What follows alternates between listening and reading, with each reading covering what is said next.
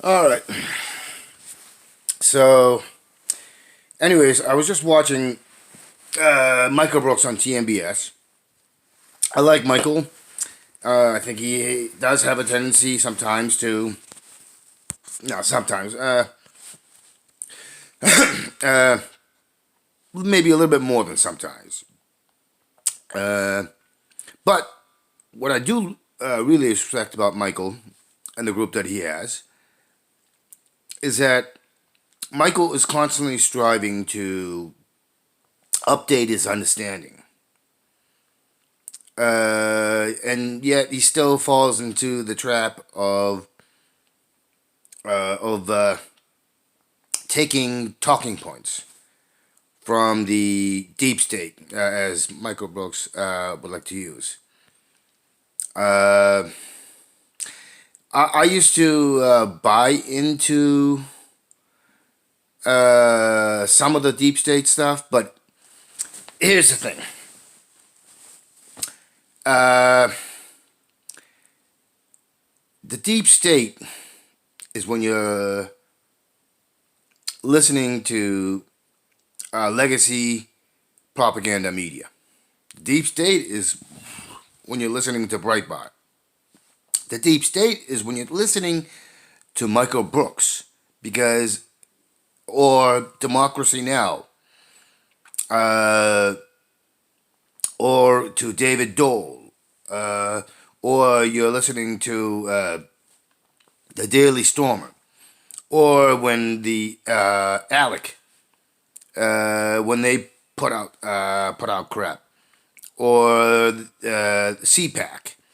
The deep state is when you hear politicians, whether they're local or federal or state.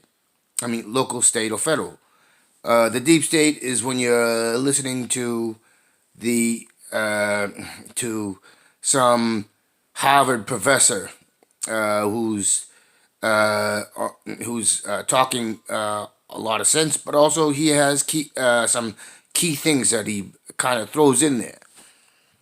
Now, on Michael Brooks' part, he's not doing it consciously. It's because he's something that he's heard from the left, right, center, everywhere, and so he has a tendency, just like me. I will throw in narratives and key phrases and words, and I don't, I don't. I find the word dog whistle when it's used.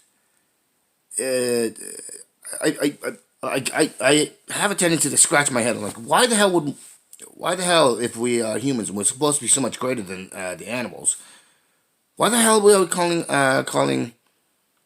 have no problem calling ourselves dogs?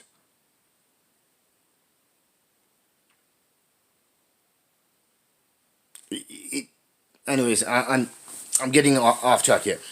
So the thing is, but all of that is a societal issue, and the narratives and the word choices that we use is because we've accepted these words, like dog whistle, and all the other narrative choices. We've internalized it, and that's because we've accepted it, and those pushing it, those who have made the conscious choices to put out these things for their own benefit, uh, they do it, and then we internalize it. And so that really is the deep state. So this goes on to the core of this video. And right now we're starting to see from those on the from the top doing the narrative. And the media is reporting about how Japan and South Korea and India and a whole bunch of other places, and then you are recalling domestic production back to their countries. They're using they're using money as bribes, and they're implementing softer policies, uh, which are getting a little bit more forceful.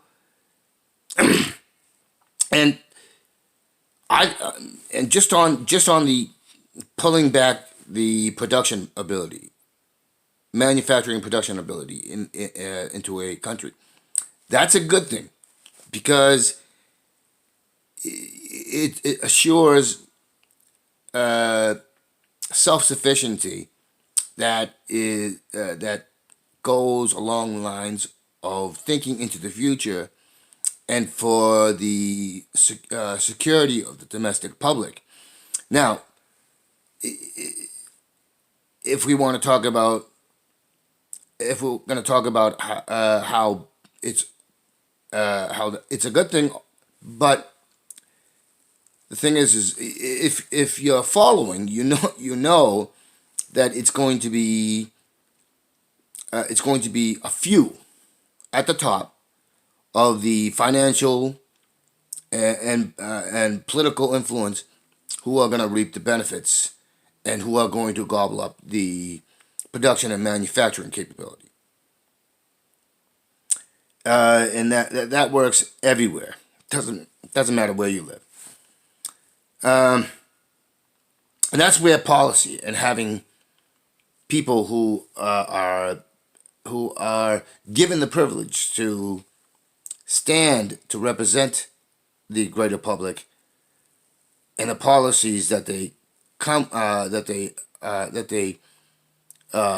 put in place, and also revisit older policies and throw out or fix other policies. That's where it's very important. That's where you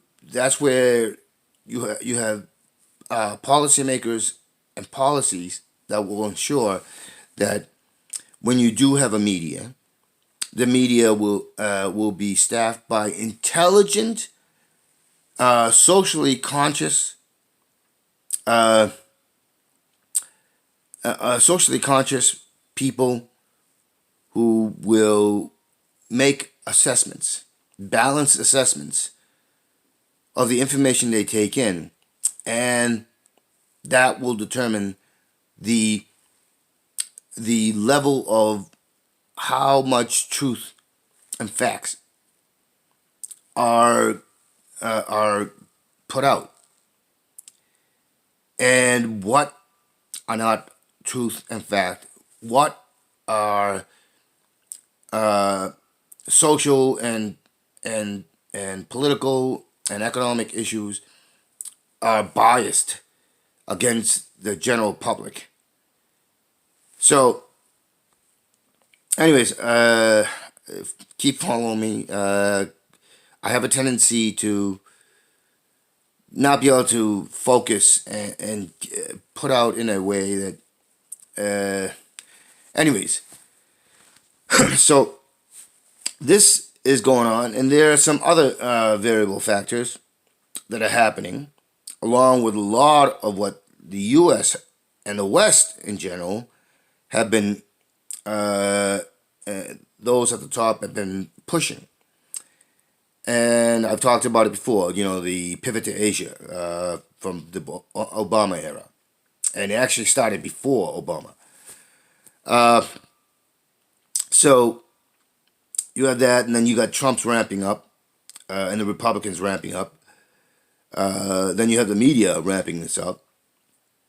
And I've made a video, and we all know what happened in the Middle East with the first Gulf invasion, and then the second, and then how that exploded, and how Obama went from 4 to 7 aggressive invasion forces in the Middle East. And then not many remember the stories of AFRICOM that came out on the on the legacy establishment propaganda media, and how they were talking about AFRICOM and so on and so forth. Um, Not many remember about the equivalents down in South America and Central America, and they always use intelligence community, or CIA or NSA or DOD. What it all Or DOJ. What it all comes down to is those are the deep state narratives. Those are the deep state keywords that they use. And when you see all this happening, and how it is interconnected, you start to get a picture of of what basically is a dark, dangerous thing, and that's a push for. It looks to me like it's going to be trying to push to see if they can start a not a cold war, but a hot war. And we've already seen years now of the Cold War. A lot of people are not aware that during the Cold War there was a lot of actual things you could actually technically call hot between Russia and the West, such as NATO pushing into to the western borders of Russia. That's a hot thing, not a cold. But understand, the whole point about it is that we have to understand what China is. What is China? We need to elevate ourselves and understand. And so, using words about Chinese leadership and calling them authoritarian dictators is that deep state thing. It's that ramping up that is done. And Michael Brooks has done that quite often, and a lot of the so-called left channels do the same thing, and the right channels do the same thing.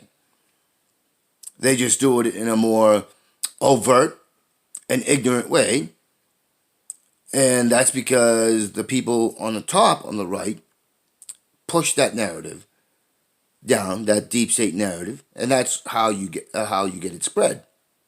Of course, they're better at manipulating that childish, more childish, fundamental, emotional level than those on the left. Left tries to be more cerebral and intellectual, and they always talk about the mainstream establishment media doing that neutrality thing, but that's something that's also bled in, and it's something that also is part of that deep state that they all like to talk about. So understand, it's not really deep state. It's a societal thing. It's something that we accept, that we've internalized, and we are at fault. All of us really are at fault for allowing that sort of crap to happen. And why? It's because we don't invest in taking a better assessment and learning and putting out the initiative internally to learn, and so that we can think critically. And that means that we are part of the deep state. We are the deep state enablers. And so, China what China does is a lot of the stuff that the West have used, but they have thrown in with the Communist Party started up because they agreed with Marxism, and because that gave this uh, this this framework of what society could be that would bring more equitability. And but the factor that there are those who already have money or who have influence in society to do that deep state narrative that we all accept because we hear it, because we don't do the work.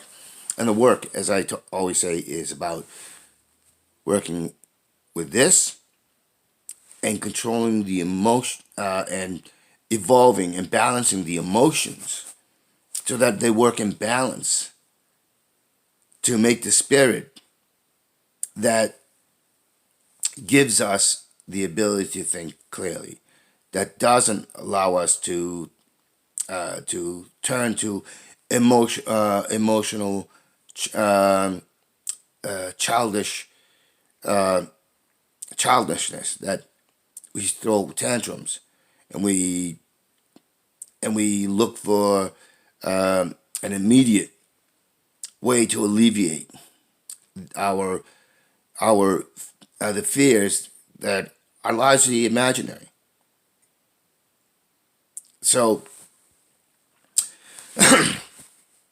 anyways, understand with this bringing back manufacturing and production capabilities that that helped Trump get elected, and that the Japanese and South Koreans and some other places are using, but the same way as Trump and see, that's another thing. I keep on using Trump, but it isn't just Trump. See, that's another one of the narratives that we internalize, and the reason we internalize it is because everybody is saying it. Even though I know consciously that it can't be just Trump. But because we're always hearing, oh, the Trump administration, or Obama administration, or Clinton administration, or so this gets fed to us, and we internalize it, and we spread that infection. So the whole thing is we need to internalize that the real problem, the real enemy, is partly us. It's more than partly, but it is those who have put out that internalization, that narrative, those narratives that we keep fostering, that we keep reiterating, and we keep using, and understanding that, and then figuring out who's the one pushing it, who's the one coming up with these things, who's the one responsible, and then say, okay, so the ones responsible are the politicians. The ones that are responsible are those people in the so-called academia who either have money and influence, or are being bought for influence, or have been taught and have consumed so rapidly the narrative. We can say Steve Bannon, Stephen Miller, Steve Mnuchin. We can say Jamie Dimon. We can say Mitch McConnell, Nancy Pelosi, Chuck Schumer, Sheldon Adelson, the Koch brothers. We can say Sean Hannity, Tucker Carlson. We can say um, what's his name on CNN, the whitehead Dick, uh, and uh, and and uh, and also what's her name uh, on MSNBC. Basically, all those MSNBC, CNN. Uh, we can say all of them, as well as all those on Fox. Those definitely in Breitbart, the Daily Caller, the Daily Wire, the Daily Stormer. Um, we can definitely say uh, the vast majority of those in the New York Times. We can say the vast majority, good, a good minority of those in NPR and PBS. Uh, uh, we can definitely say there are those on in Democracy Now. There are those on TYT uh, who uh, who muddy it, uh, who have so. But those ones I mentioned definitely, and there are quite a few of them, and they're all part of legacy funded or legacy um, cabal who are most definitely uh, the enemy, and it is, and that goes to our state level and our federal level. Definitely those that are placed in leadership positions in the DoD, in DoD, CIA, FBI, Homeland, DOJ, uh, all the alphabet soup, and those that are not mentioned, those that are off books, we could definitely consider them. Uh, and unfortunately, many of the low rung ones have been pulled in because they have fully drank that Kool Aid. So that's what I mean. We need to understand, and we need to be able to focus on that. And the only way to do that is to get a better understanding, because we don't want a hot war with China. That would be catastrophic beyond belief. Um, and that's what it looks like is happening. And but how do we do that? Well, we don't we try not to use the words we have been fed and we have accepted and internalized, and that's hard. That's very hard, but it's got to be a conscious thing, and I consciously try to work on those things. And and then we need to identify who the malefactors, the malfeasant malefactors, because it's always domestic, always. And when we do that, when we clean house, and the only way we can clean house is if we get informed, and if we make a conscious effort and really do the work, that will will get will move forward instead of staying in this stagnant in this stagnation, which is right before our eyes, devolving from stagnation into worse, and leading us backwards rather than forward. And we have not moved really forward in any significant way, and it's time for us to actually break the stasis, this static stasis, and move forward. But the way to do that is to work to our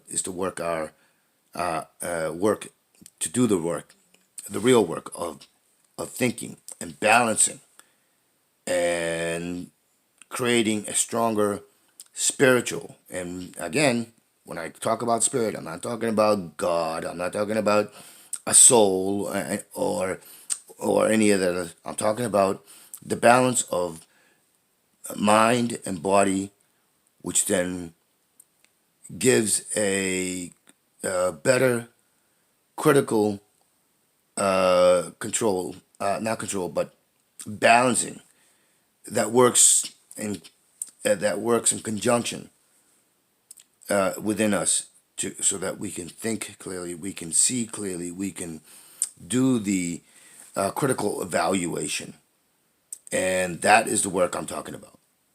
So that's it.